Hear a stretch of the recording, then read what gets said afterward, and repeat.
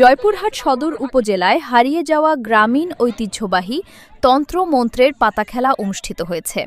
বিকেলে উপজেলার দোগাছি ইউনিয়নের চকশেম খেলার মাঠে এ খেলা অনুষ্ঠিত হয়।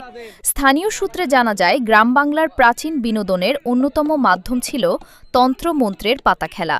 সময়ের পরিবর্তনে এ খেলা প্রায় বিলুপ্ত হয়ে গেলেও ঐতিহ্যকে নতুন প্রজন্মের কাছে তুলে ধরতে ব্যতিক্রমী এ আয়োজন করা হয়।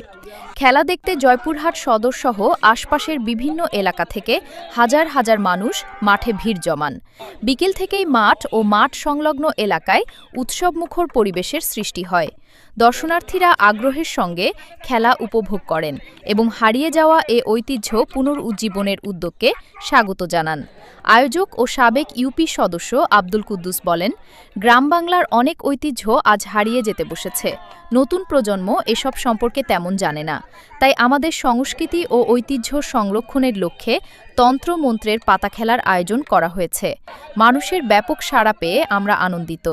খেলা শেষে বিজয়ীদের মধ্যে পুরস্কার বিতরণ করা হয়। স্থানীয় গণ্যমান্য ব্যক্তি, জনপ্রতিনিধি ও বিভিন্ন শ্রেণী পেশার মানুষ অনুষ্ঠানে উপস্থিত ছিলেন।